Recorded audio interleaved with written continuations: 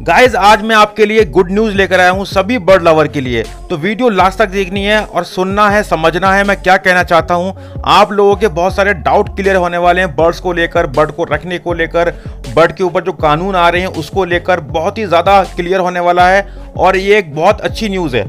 आज से पहले हम लोग बर्ड रखते थे, आप लोग बर्ड रखते थे तो उसकी कोई एंट्री नहीं होती थी, कौन सा बर्ड हमने कहाँ से लिया, कितने का परचेज कर रहे हैं। इसके अलावा हम रास्ते में बर्ड लेके जाते थे एक जगह से दूसरी जगह, तो हम लोगों को डर रहता था कि रास्ते में अगर पुलिस वाले मिल जाते हैं तो हम उनको क्या जवाब देंगे कि हम कहाँ से लाएँ, कितने का लाएँ। तो उसमें बहुत सारे सवाल ये होते थे, रास्ते में लोगों को पकड़ लिया जाता था, पूछा जाता था ये बर्ड कहाँ से लिया है, कहाँ से पकड़ा है। तो उनका सीधे सीधे सवाल ये होता था फॉरेस्ट डिपार्टमेंट वालों का कि आपने कहीं रास्ते में से तो बर्ड नहीं पकड़ा, कहीं जंगली पक्षी तो नहीं है ये।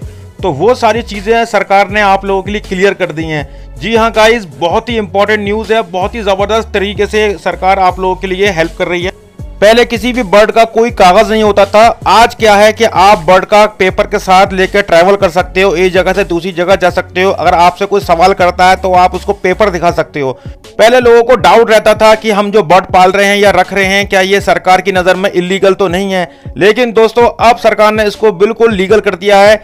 अब हर साल नोटिफिकेशन आते रहेंगे और आप अपने बर्ड को रख सकते हैं, इज्जत के साथ, इजाज़त के साथ आराम से रख सकते हैं। कुछ बर्ड ऐसे हैं जो कि पोर्टल से और रजिस्ट्रेशन से बाहर हैं, जैसे कि बजीज पैरट अभी तक बाहर है, रोजी कोली जो लव होते हैं वो बाहर हैं, उसके लिए किसी भी तरीके का रजिस्ट्रेशन का या पेपर की ज़रूरत नहीं पड़ती है, बजीज पैरट में कभी नहीं पड़ेगी। इसके अलावा कॉकटेल का कोई भी म्यूटेशन हो, कोई भी ज़रूरत नहीं है आपको रजिस्ट्रेशन की।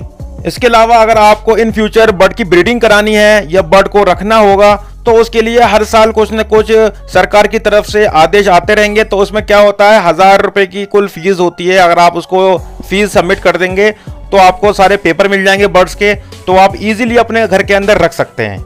इस बात से सीधा सीधा मैसेज ये पहुंचता है कि अब हमारी जो सरकार है, हमारे जो देश की सरकार है, वो अब आपको इजाज़त देने लगी है बर्ड रखने की, बर्ड पालने की, बर्ड की ब्रीडिंग कराने की। यानी कि धीरे धीरे करके ये जो बर्ड का बिजनेस है और बर्ड की हॉबी है ये प्रमोट हो रही है और आप लोगों को बहुत ही बेनिफिट मिलेगा इन चीज़ों से। कुछ लोग डर गए हैं, ये सोच रहे हैं कि भाई इससे क्या होगा, अगर हम अपना एड्रेस वगैरह पोर्टल पर चढ़ाएंगे या फिर सरकार को एड्रेस देंगे तो इससे कोई नुकसान तो नहीं होगा। नहीं दोस्तों, कोई नुकसान नहीं होने वाला। आप आराम से अपने बर्ड का रजिस्ट्रेशन करा सकते हैं। ये तो बहुत ज़्यादा अच्छा हो रहा है आप लोगों के लिए और इस तरीके से मैं चाहता हूं कि हर साल रजिस्ट्रेशन आते रहें और आप अपने बर्ड्स की एंट्री करवाएं, बताएं सरकार को कौन कौन से बर्ड पाल रहे हैं, जो बर्ड के लिए रजिस्ट्रेशन की सरकार ने बोल रखा है। इसके अलावा कुछ म्यूटेशंस ऐसी हैं जिनको रजिस्ट्रेशन से बाहर रखा है, यानी कि उसको कराने की ज़रूरत नहीं है। आप चाहे 5 पेड़ रखें चाहे 50 पेड़ रखें, उसकी ज़रूरत नहीं है रजिस्ट्रेशन कराने की। जैसे कि मैंने पहले भी बताया, बजीज पैरट्स हो गए, आपके लव बर्ड्स हो गए, फिंचेस हैं और आपका गोल्डन फिंच है, इसके अलावा डव हैं, कबूतर वगैरह हैं, तो इन सब चीज़ों की ज़रूरत नहीं है रजिस्ट्रेशन की। तो मैं तो इस न्यूज़ को बहुत ही अच्छी न्यूज़ मानता हूँ। ये डरने की न्यूज़ नहीं है, ये खुश होने के लिए न्यूज़ है, क्योंकि अब जो है सरकार आपके हॉबी को, आपके बिजनेस को और आपकी ब्रीडिंग सेटअप को प्रमोट करने जा रही है।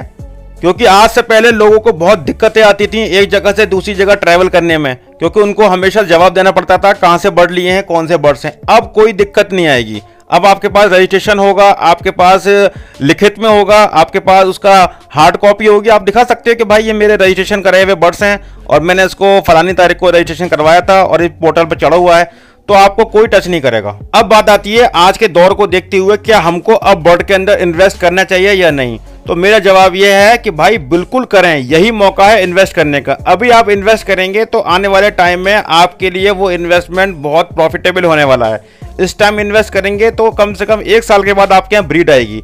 अगर अब नहीं करेंगे तो कब इन्वेस्ट करेंगे। ये ज़रूरी नहीं है कि आप सभी लोग मिलकर बर्ड्स को एक बिजनेस की नज़र से देखें। बर्ड एक हॉबी है और हॉबी की नज़र से ही देखना चाहिए। अगर आप इसको एज अ हॉबी लेके चलेंगे तो फिर आगे चल के आप इससे ब्रीडिंग कराएंगे तो इससे आपको बहुत फ़ायदा होगा। अदरवाइज अगर आप शुरू में ही इसको बिजनेस समझ के बर्ड परचेस करेंगे तो आप फेल हो जाएंगे।